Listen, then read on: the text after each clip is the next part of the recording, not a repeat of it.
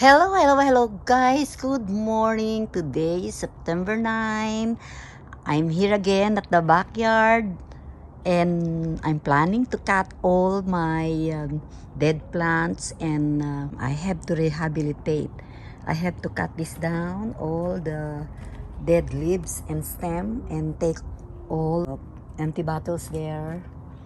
At saka etong mga patay na dahon dito, yan. Pagtatatanggalin ko na. Okay? So, tara na guys, putulin na natin yung mga ito, tanggalin na natin. Yan, umpisahan na natin tanggalin. Itong paso ay malagyan na uli ng panibagong tanim. Ire-ready lang natin, i-fertilize lang natin. So, isasama-samahin lang natin dito. Ito siguro, ayan.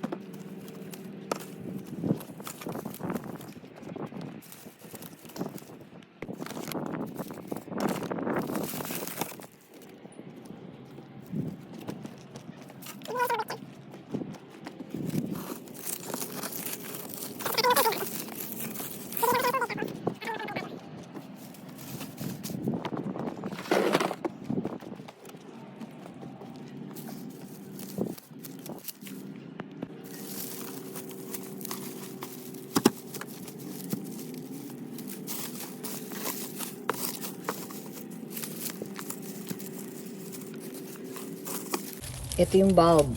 Guys, ito yung bulb. Ayan. Guys, ito yung bulb. Ito yung bulb nitong plant na to. Ayan o. Ibibilad ko siya, idadry ko siya para pwede na uli siya itanim. Tsaka ito yung isa pa.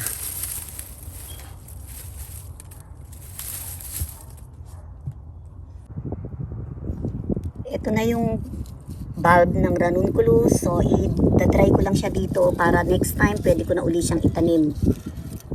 Sa siguro late winter, pwede ko na siyang itanim. Kasi mag-spring na yun eh. So, ayan. Hayaan ko lang muna siyang ma-dry dito.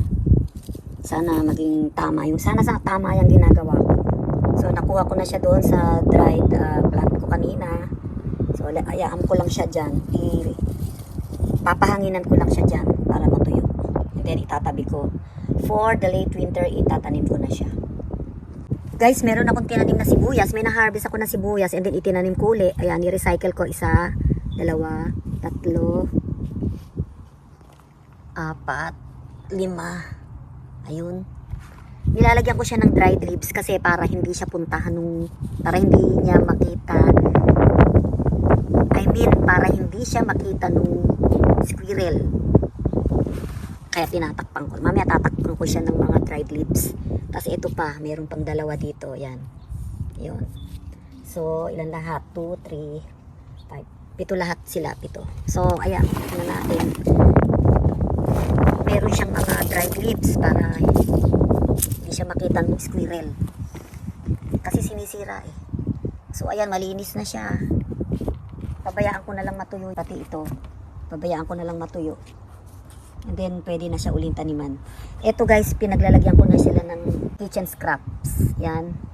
Yung mga food scraps na yan, yung mga gulay-gulay. Pinagtalupan ko ng mga prutas at gulay. Ayan. Ayan, may mga kitchen scraps na yan. Ito yung aking kamatis na, ito lang yung nabuhay. Sa mga tanim ko, nung iniwanan ko sila ng 1 buwan, siya lang yung nabuhay. Ayan, may mga bunga na.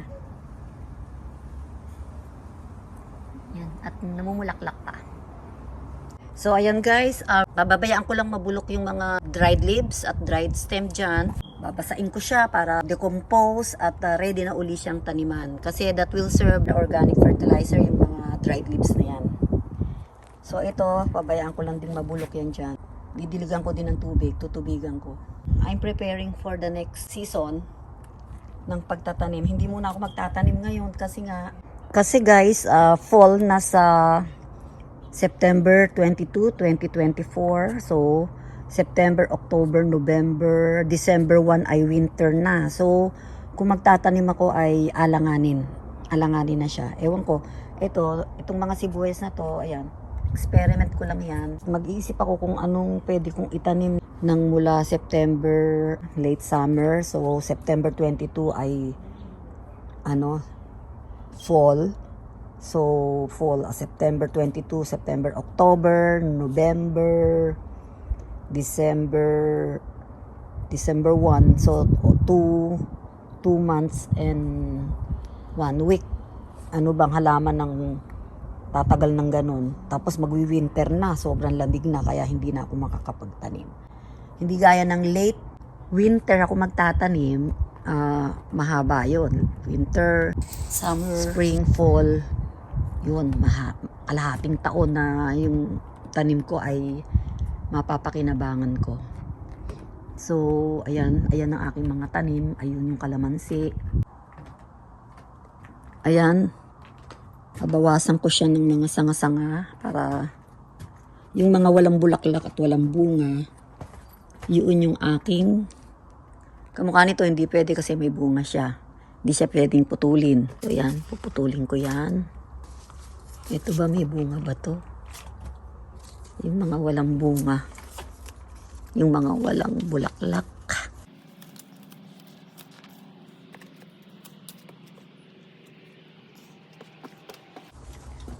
Ayan, ganyan na lang.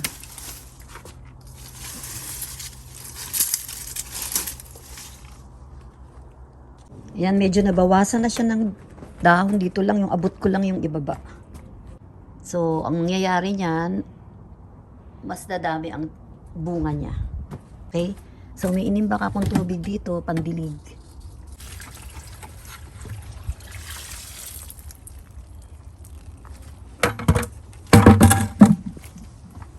Yan, imbakan ko yan ng tubig para sa kanya. Okay? Ayan muna sa kalamansi. Ito yung sitaw. Tanggalin na natin.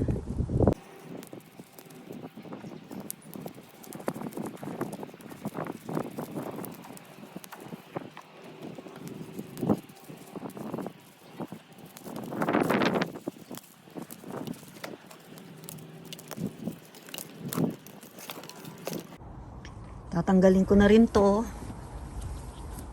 Yan, tatanggalin ko na rin yan.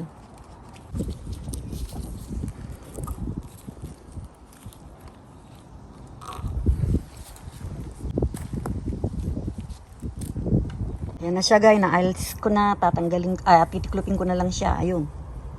Natanggal ko na. Ito naman ay preparing na for the next tanim. Ayusin ko na lang siya, itong mga plant box ko.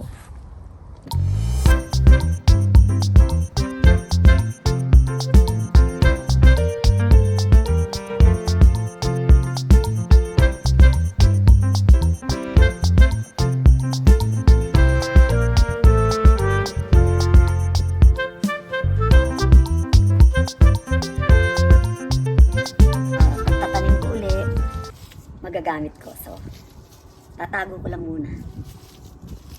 Okidoki.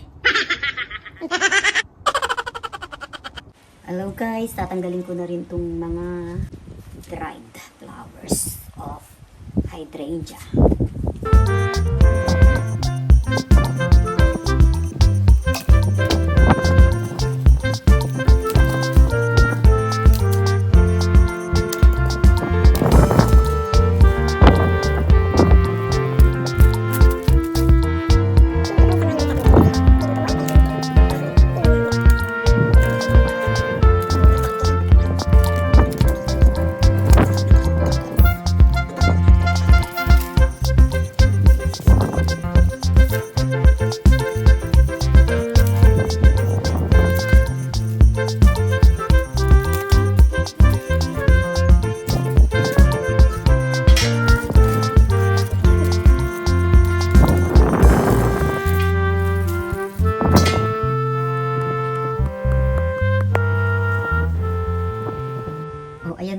natanggal ko na yung mga dried leaves.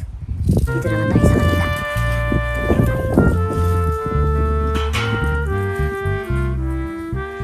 Ang lakas ng hangin ngayon dito. Tingnan ninyo. Yung mga puno. Tingnan niyo yung aming yan. Yung aming maple tree. Look. Hinahangin yung dahon. So, ibig sabihin, malakas ang hangin. So, tingnan niyo yung peony. Ayan. Ang dahon, dry na rin. Pero, tingnan niyo yung paligid at sobrang mahangin. Oh, maririnig mo yung huni ng hangin. So, tara na. Aanin ko na to.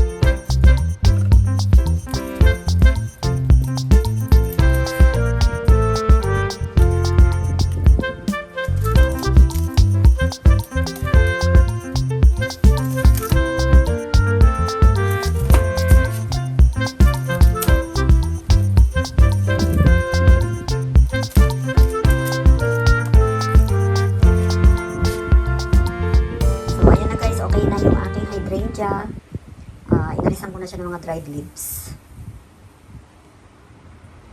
Ito namang peony ang tatanggalan natin ng dried leaves para maging healthy na uli siya, ready na uli siyang magdahon sa susunod na springtime. Tumutubo uli. Ayun, ito to, nakikita niyo yan. Yan. Ayan, dalawa.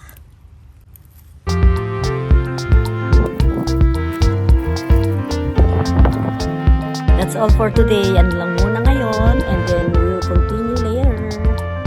Bye for now. Magbe-breakfast muna ako.